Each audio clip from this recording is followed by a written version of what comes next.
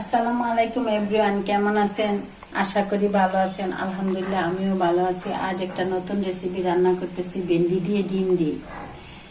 কিভাবে রান্না করব এটা আপনাদের সাথে শেয়ার করব। তার জন্য পেঁয়াজ কুচি করে নিয়েছি, ধনিয়া পাতা কুচি করে নিয়েছি, কাঁচামরিচ কুচি করে নিয়েছি। কিভাবে রান্না করব আপনাদের সাথে শেয়ার করতেছি। কড়াইটা গরম হয়ে গেছে, তেল দিয়ে দিচ্ছি।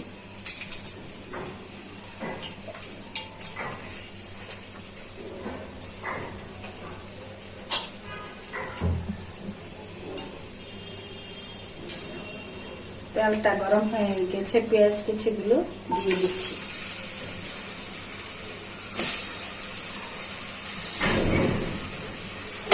পেঁয়াজটা নেড়ে চেড়ে ভেজে নিই।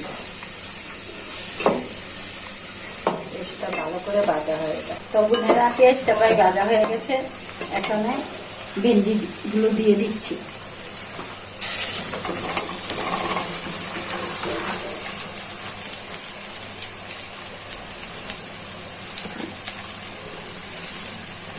সাথে দিয়ে দিচ্ছি স্বাদ মতো লবণ, দিয়ে দিচ্ছি স্বাদ মতো রসুন বাটা, দিয়ে দিচ্ছি স্বাদ মতো আর পরিমাণ মতো আদা বাটা। আর ভেন্ডি তো অনেক গুণাগুণ আপনারা জানেনি, কেউ বলে ভেন্ডি, কেউ বলে ঢেঁড়স, যে যেটাই বলুন। আমি ভেন্ডিও বলে ঢেঁড়স বলে। দিয়ে দিচ্ছি পরিমাণ মতো মরিচের গুঁড়া,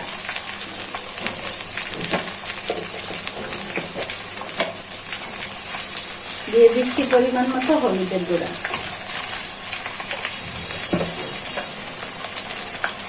দিয়ে দিচ্ছি পরিমাণ মতো জিরার গুঁড়া। এখন নেড়ে চেড়ে ভেন্ডিটাকে ভালো করে ভেজে নিই।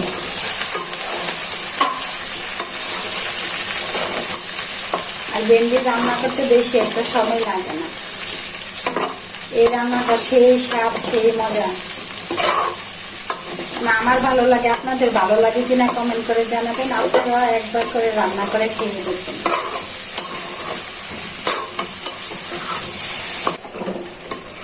দেখুন বোনেরা, কালারটা কি সবুজ হয়েছে। আর ভেন্ডি রান্না করতে তো বেশি সময় লাগে না। এই যে মশলাটা ভালো করে ভাজা হয়ে গেছে, এখন ডিমগুলো দিয়ে দিচ্ছি।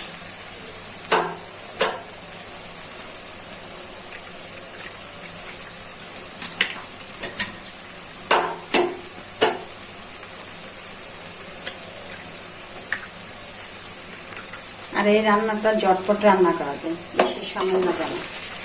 খেতেও স্বাদ, রান্নাতেও সহজ।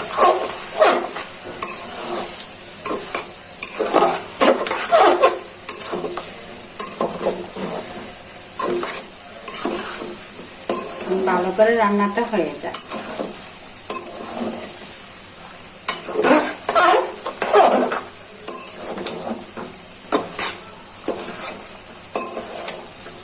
বোনেরা দেখুন কি সুন্দর কালারটা মাশাআল্লাহ হয়েছে। আর ভেন্ডিটা ভাজি, এইভাবে ভেন্ডিটা ভাজি করার জন্য ডাকলে হয়, না ডাকলে আমি না দেখি রান্না করেছি। দেখুন কি সুন্দর হয়েছে কালারটা। ঝটপট রান্না, খেতেও স্বাদ, দেখতেও সুন্দর, দেখি টেস্ট করে। ও মাশাআল্লাহ, সেই স্বাদ। এখন দিয়ে দিচ্ছি কাঁচামরিচ ফালি করে, দিয়ে দিচ্ছি ধনিয়া পাতা। এখন রান্নাটা হয়ে গেছে। এগুলো দিয়ে অল্প আগে রেখে দিব, সম্পূর্ণ হয়ে যাবে। তো বোনেরা ভালো থাকবেন, সুস্থ থাকবেন। আমার ভিডিওগুলো বেশি বেশি দেখবেন, লাইক করবেন, কমেন্ট করবেন, আমার পাশে থাকবেন। আল্লাহ হাফেজ।